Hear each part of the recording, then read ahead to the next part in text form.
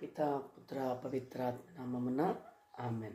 ప్రియ సహోదరులారా, ఈరోజు తల్లి శ్రీ సభ ప్రపంచవ్యాప్తంగా తిరు కుటుంబ మహోత్సవాన్ని జరుపుకుంటూ ఉన్నది. తిరు కుటుంబములో ముగ్గురు వ్యక్తులు మనకు కనిపిస్తూ ఉంటారు. అమ్మ మరియమాత, జోజప్ప గారు, బాలయేసు. తిరు అనగా పవిత్రమైనది అని అర్థం. తిరు అనగా పవిత్రమైనది అని అర్థం. పవిత్రమైనటువంటి కుటుంబం అని అర్థం. ప్రియ సహోదరులారా, ఈ యొక్క పవిత్రమైనటువంటి కుటుంబము మనందరికీ ఒక ఆదర్శప్రాయం. నేడున్నటువంటి కుటుంబాలకు అన్నిటికీ కూడా ఆదర్శము లేదా రోల్ మోడల్ ఏ కుటుంబం అని అంటే పవిత్రమైన కుటుంబమే మనకి ఆదర్శంగా ఉంటుంది. ప్రియ సహోదరులు, అందుకే దేవుడు అమ్మ మరియమాతను పవిత్రాత్మతో ఆవహించి గర్భవతి అయిన తర్వాత కుమారుని కంటుంది. కన్యక కుమారుని కంటుందని వాక్యం మనం సెలవిస్తుంది. ఆ కుమారుడే ప్రభు అయిన యేసుక్రీస్తు. ఆ కుమారుడు జన్మించిన తర్వాత ఆ కుమారుని తీసుకొని అలా ఆచారము చొప్పున మరియ తల్లి, జోజప్ప గారు ఆ యెరూషలేము దేవాలయంలోనికి పస్కా పండుగ దినమున వెళతారు. అక్కడ జాతరలు, ఆ పండుగ నిమిత్తం పండుగలను అయిపోయిన తర్వాత తిరిగి ఇంటికి వస్తున్నప్పుడు ఆ బాలయేసు మాత్రం రాడు, తప్పిపోతాడు. తల్లి మరియ తల్లి, జోజప్ప గారు ఇద్దరు కలిసి వెతుక్కుంటూ మళ్ళీ తిరిగి యెరూషలేము దేవాలయానికి వచ్చినప్పుడు అప్పటికి యేసుక్రీస్తు దేవాలయంలో ఏం చేస్తున్నాడు అనంటే వేద బోధకుల మధ్య, వేద పండితుల మధ్య కూర్చుని వారికి సమాధానాలు ఇస్తూ వాళ్ళు తిరిగి ప్రశ్నలు అడుగుతూ ఉన్నాడు. అతని యొక్క మేధాశక్తిని గ్రహించినటువంటి వాళ్ళందరూ కూడా విస్మయం ఉందని ఆశ్చర్యపడిపోయారు. ఇంత జ్ఞానం ఇంక ఎక్కడిదని. అంటే 12 ఏళ్ల ప్రాయం అప్పుడు యేసుక్రీస్తు అంత జ్ఞానం కలిగి ఉన్నాడండి. ఆ ఇంటి దగ్గర ఆ పెరిగినప్పుడు వాతావరణం కూడా ఎలా ఉంటుంది? మరియ తల్లి, జోజప్ప గారు కూడా గుడికి వెళ్ళే అలవాటు ఉంది. ఆచారం చొప్పున గుడికి వెళ్ళారని మనం చదువుకున్నాం. అంటే వాళ్ళకి ఆచారం చొప్పున గుడికి వెళ్ళటం, రావటం, గుడిలో గడపటం, మరియ తల్లికి ప్రార్థించుకోవటం, ఇవే పనిగా ఉండేయండి. అందుకే ఆ బిడ్డకి ఉగ్గుపాలతో పోసినట్టు ఆ కుమారుడు యేసుక్రీస్తు నేర్పడం జరుగుతుంది అనమాట. అందుకే కుమారుడు యేసుక్రీస్తు కూడా దేవాలయంలో 12 ఏళ్లకే దేవాలయంలో కూర్చుని దేవుని మాటలు వింటూ వాళ్ళకి ప్రశ్నలకు సమాధానాలు చెబుతూ ఉన్నాడనంటే ఎంత ఆశ్చర్యం! దేవుని కృప. దేవుడే కుమారుడిగా మరియ తల్లి గర్భాన్ని జన్మించడం మరియ తల్లి యొక్క ధన్యత అనమాట. ఇప్పుడు ప్రియులారా, ఈనాటి ఉన్నటువంటి కుటుంబాలు మనం పరిశీలిస్తే తల్లి కానీ తండ్రి కానీ గుడికి ఒకవేళ వచ్చిన కుమారుడు ఎక్కడున్నాడో కనబడతాం. కుమారుని వెంట పెట్టుకుని రారు. తల్లి, భర్త వస్తే భార్య రాదు, భార్య వస్తే భర్త రాడు, ఇద్దరు వస్తే పిల్లలు రారు. పిల్లలకి ఈరోజు మాట చెప్పలేని స్థితిలోకి తల్లిదండ్రులు వెళ్ళిపోయారు. కారణాలు ఏంటంటే ఈ లోక పోకడలను అనుసరిస్తున్నటువంటి వారిని ఎంకరేజ్ చేస్తున్నారు తల్లిదండ్రులు. గద్దించటం లేదు, బిడ్డలకి బుద్ధి చెప్పట్లేదు. మా అబ్బాయి ఏమైనా చేసుకుంటాడండి, మా అబ్బాయి అదండి ఇదండి అని భయపడుతున్నారంట. దేవుని బుద్ధులు నేర్పాలి. దేవుడు ఊరికే ఇవ్వాల బహుమానం. బిడ్డలు దేవుని బహుమానం అండి. కీర్తన గ్రంథం 127 కీర్తన 3వ వచనంలో మనకి ఇలా రాయబడింది, పుత్రులు దేవుని బహుమానము అని రాయబడింది. దేవుడు ఇచ్చినటువంటి ఈ బహుమానాన్ని దేవుని కొరకే వాడాలి, జాగ్రత్తగా వాడాలి. గాజు బొమ్మలా చూసుకుని దేవునికి తిరిగి అర్పించే దేవుని సేవలో వాళ్ళు నిమగ్నం చేయాలి. అట్లా చేస్తున్నారా తల్లిదండ్రులు? లేరే. ఏమంటే ఎవరి పనిలో వారంటూ ఏమనండి, మేము గుడికి వచ్చి మా అబ్బాయి ఎక్కడికి వెళ్ళాడో తెలియదు. లోక పనుల్లో నిమగ్నం అయిపోతున్నారండి.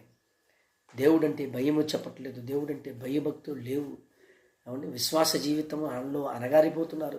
ఆత్మను ఆర్పివేయకడని ఆనాడు పౌలు గారు మొత్తుకుంటే ఈనాడు పౌలు గారిని మించిపోయినటువంటి వాళ్ళు మేధావులు ఏం చెప్తున్నారంటే ఆత్మను ఆర్పేసుకుని తిరిగేస్తున్నారండి, చల్లారిపోతున్నారండి.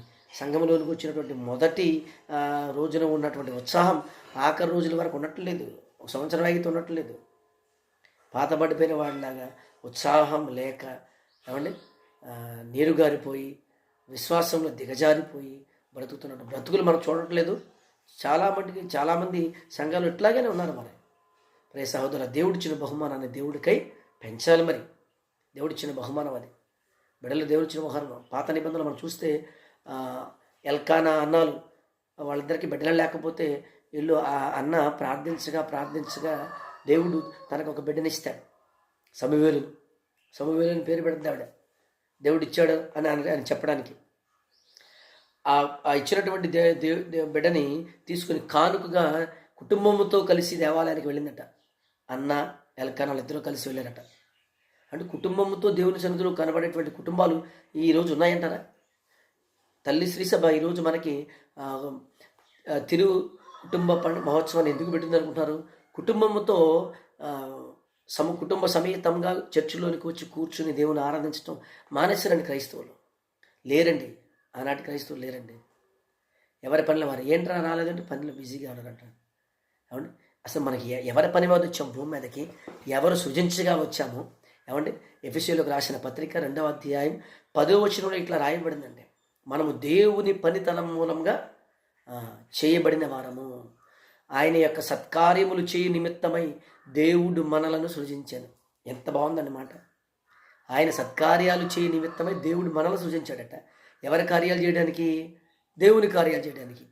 ఇప్పుడు ఆదివారం గుడిలోనికి రాకుండా, ఏమండి, ప్రార్థనలు పెట్టినప్పుడు గుడిలోనికి రాకుండా బయట తిరుగుతూ మిగతా నా పనిలో నేను బిజీగా ఉన్నాను అని చెప్పుకుంటున్న వారందరూ కూడా ఎవరి పనిలో ఉండాలో దేవుడు చెప్తున్నాడు.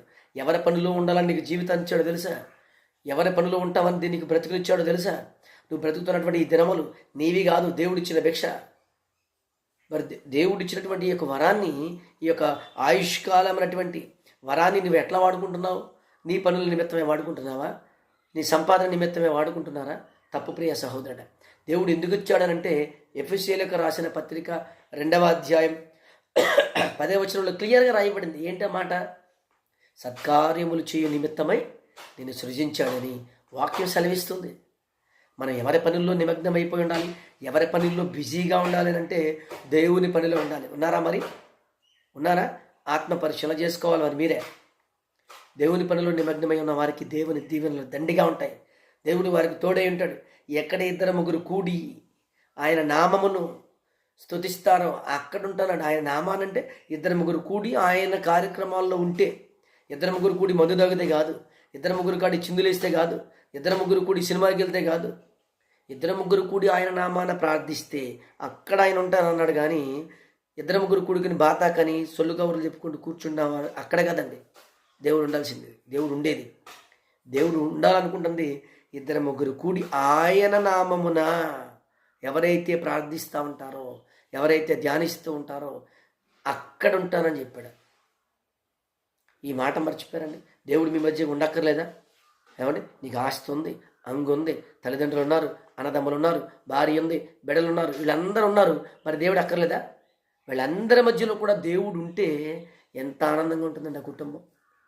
ఏమండి, వీళ్ళందరి మధ్య ఆనాడు తల్లి మరియమాత జోజప్ప గారి మధ్య బాలయేసు వచ్చాడండి. ఎందుకని? ఆ కుటుంబం అంతా దేవుణ్ణి ప్రార్థిస్తూ ఉంది. మరి ఇతను నిరంతరం ప్రార్థనలో నిమగ్నమవుతూ ఉండేది. కాబట్టి దేవుడే దిగొచ్చాడు. దేవుడే తన కడుపున జన్మించాడు. ఏమంటే ఎంత గొప్ప భాగ్యం. అందుకే ధన్యురాలు నేను తరతరముల వరకు నన్ను ధన్యురాలని పిలిచేదని మరి తల్లి చెప్పుకోగలిగిందండి. ఏమండి, నిన్ను బట్టి, నీ జీవితాన్ని బట్టి మనం చెప్పుకోగలుగుతామండి? మీరు చెప్పుకోగలుగుతారా? నేను ధన్యురాలునని అవుద్దంటారండి? దేవుడు మన మధ్య ఉంటే ఖచ్చితంగా ఈ కార్యాలు జరుగుతాయండి. మన నోటు కూడా మనమే చెప్పగలం సాక్ష్యం. Yes, I can live for God, even I can die for God if it is necessary. చనిపోవటమైన దేవుని కోసం సిద్ధమే అన్నట్లుగా ఉండాలండి క్రైస్తవులు. బ్రతకడానికి కంకణం కట్టుకోలేకపోతున్నాం, ఇక దేవుని కోసం ఏం చనిపోతారు మీరు చెప్పండి? నన్ను అడిగితే చనిపోవడం దేనికంటే దేవుని కోసం బ్రతకటమే కష్టమైనటువంటి పని. బ్రతకని ప్రియులరా, నీకు కుటుంబాన్ని ఇచ్చింది, నీకు బిడ్డలను ఇచ్చింది, నీకు భార్యని ఇచ్చింది, నీకు భర్తనిచ్చింది. కేవలం నువ్వు సంతోషించి నువ్వు ఆనందిస్తావని కాదు, నీ కుటుంబంతో సమేతంగా దేవుని సన్నిధిలోనికి వెళ్ళి దేవుణ్ణి గణపరిచి స్తుతించి ఆయనకి ఆనందాన్ని కలిగిస్తావని. ఏమంటే అలాంటి మనం చూసాం కదా, బాప్తిజం యోహాను దగ్గరికి యేసుక్రీస్తు బాప్తిజం తీసుకోవడానికి వెళ్ళినప్పుడు ఏమండి పరిశుద్ధాత్మ దేవుడి పవర్ రూపంలో దిగొచ్చి ఏమంటే ఈయన నా కుమారుడు, ఈయన యందు నేను చెప్పాలి ఆనందించుచున్నాను అని రాయబడింది. అంటే దేవుని యందు తండ్రి అయిన దేవుడు ఆనందిస్తున్నాడు, కుమారుడు యేసుక్రీస్తు యందు. మన జీవితాల యందు, మన బ్రతుకుల యందు దేవుడు ఆనందపడుతున్నాడా, బాధపడుతున్నాడా? మనమే ప్రశ్న వేసుకోవాలి. ప్రియ సహోదరులారా, దేవుని బాధించకండి. ఎంతకాలం ఇంకా బాధిస్తారు? ఎంతకాలం దేవునికి దూరంగా బ్రతుకుతారు? దేవుడు తట్టుకోలేకపోతున్నాడు. దేవుడు ప్రేమమయుడు కనుక తన అద్వితీయ కుమారుడిని మన లోకంలోనికి పంపించాడండి. అదేగా మనం చేసుకున్నాం మొన్న క్రిస్మస్. దేవుడు మన మధ్యకి వచ్చాడని ఆనందపడ్డం, సంబరాలు చేసుకున్నారండి. సంతోషమే, మంచిదే చేసుకోవాలి. కానీ మన బ్రతుకుల్లోనూ కూడా క్రీస్తు వస్తే ఇంకెంత ధన్యులు మనం, ఇంకెంత ధన్యులుగా అవుతుంది, మన జీవితం ఎంత ధన్యత అవుతుంది. అటువంటి ధన్యత నేడు కథోలిక శ్రీసభ పొందుకోవాలని ఒక ఆదర్శమైనటువంటి కుటుంబాన్ని మన మధ్య ఉంచారు.